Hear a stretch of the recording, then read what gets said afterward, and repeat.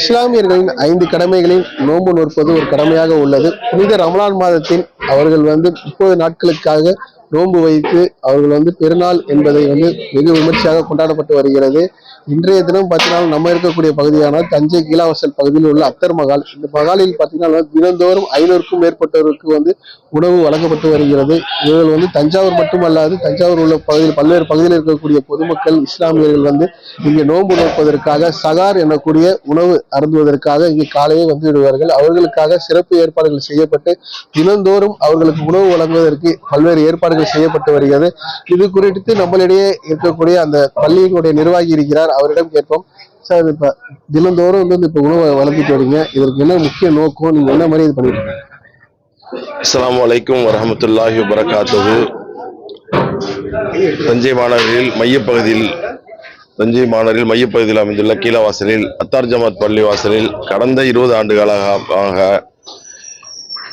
இஸ்லாமின் 5 கடமைகளில் ஒன்றான ரமலானுடைய மாதத்தை இந்த 2025ஆம் ஆண்டு அடைந்துள்ளோம்.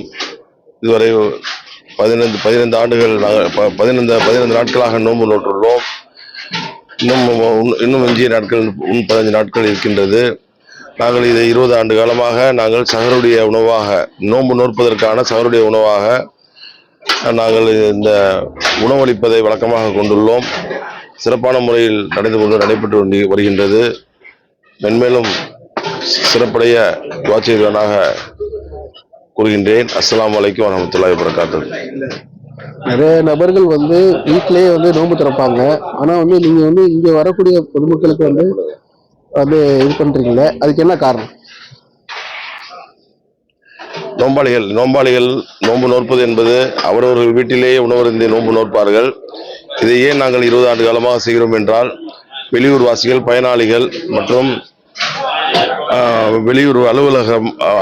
வெளியூரிலிருந்து அலுவலகத்தில் வேலை பார்ப்பவர்கள், அவர்களுக்கெல்லாம் இது மிகப்பெரிய ஒரு உதவியாக இருப்பதால் இந்த சஹருடைய உணவை நாங்கள் 20 ஆண்டுகளுக்கு முன் கொண்டு வந்துள்ளோம்.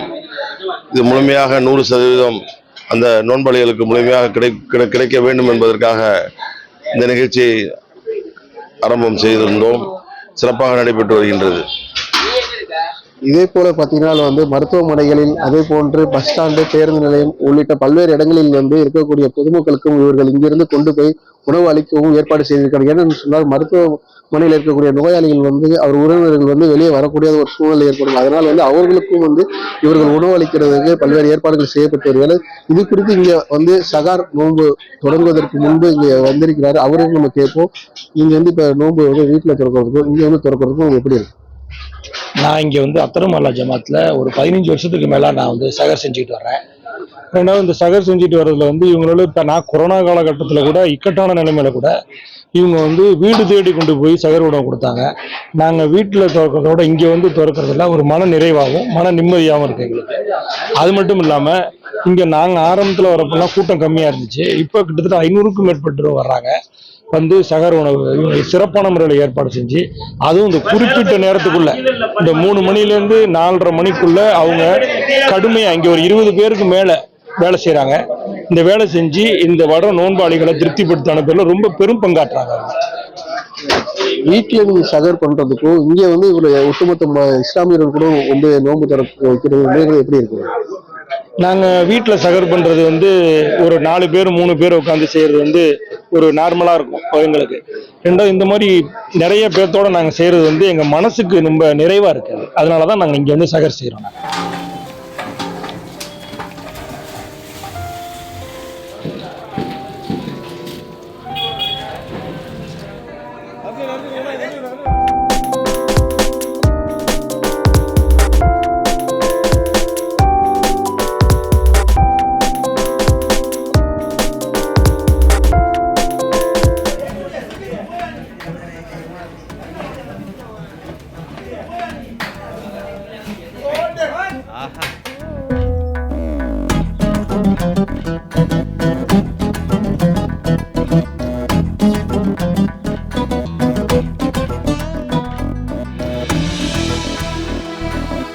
அஸ்ஸலாமு அலைக்கும்.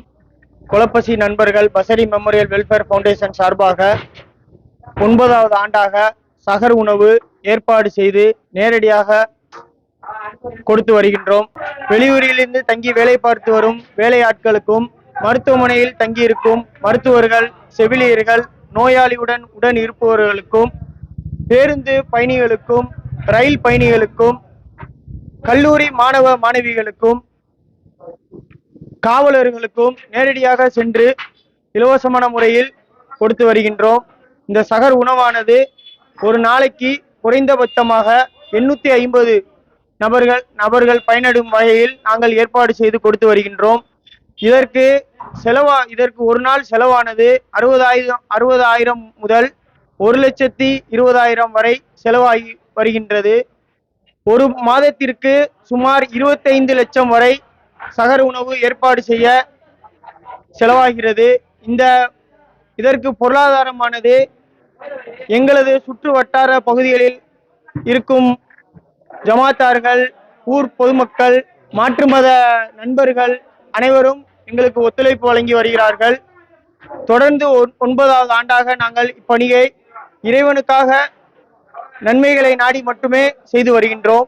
ராமநாதபுரம் சுற்று வட்டார பகுதிகளில் அனைத்திலும் மக்கள்கள் கூடும் இடங்கள், பேருந்து நிலையம், ரயில் நிலையங்கள், அனைத்து மருத்துவமனைகளிலும் இந்த எங்களுடைய நோட்டீஸ் ஆனது ஒட்டப்பட்டுள்ளது. அதன் மூலம் அவங்க எங்களை தொடர்பு கொண்டு புக்கிங் செய்து 10 மணிக்குள், இரவு 10 மணிக்குள் புக்கிங் செய்து கொள்வார்கள். அதன் பின் நாங்கள் நேரடியாக 3 to 4 மணி அளவில் அவங்களிடம் நாங்கள் நேரடியாக சென்று டெலிவரி செய்து வருகின்றோம்.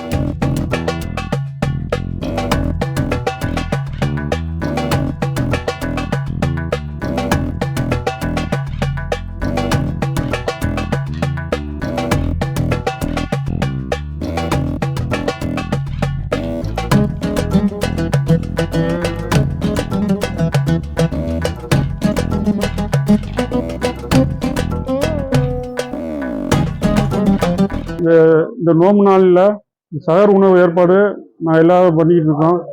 இங்கே வந்து வேலை பார்க்குறதுக்கு இந்த ராமநாதபுரம் டிஸ்ட்ரிக்டுள்ள ஒரு 50-100 பேர் வந்து டெய்லி எங்களுக்கு வந்து வேலை பார்த்து கொடுத்துட்டு போகிறாங்க. அவங்க வந்து அல்லாவுடைய பொருத்தத்தை கொண்டு அவங்களுக்கு எல்லா நன்மையும் கிடைக்கணும். அவங்களுக்கு இவங்களுக்கு வந்து சாப்பாடுக்கு வந்து வெளியில் இருந்து தங்குறவங்க, ஆஸ்பத்திரியிலேருந்து இருக்கிறவங்க எல்லாத்துக்கும் நாங்கள் சாப்பாடு வந்து விநியோகம் பண்ணிகிட்டு இருக்கோம். இந்த சாப்பாடு வந்து சில பேருக்கு இந்த நேரத்தில் கிடைக்காது. இந்த நேரத்தில் 3 மணிக்கு யாருக்கும் இப்படி சாப்பாடுலாம் கிடைக்காது. அல்லாவுடைய உதவியை கொண்டு நம்ம பிள்ளைங்க எல்லாருடைய உதவியும் கொண்டு நல்லபடியாக கொடுத்துக்கிட்டு இருக்கோம். இது வந்து எல்லாரும் இதுக்கு வந்து ரொம்ப ஹெல்ப் பண்ணுறாங்க.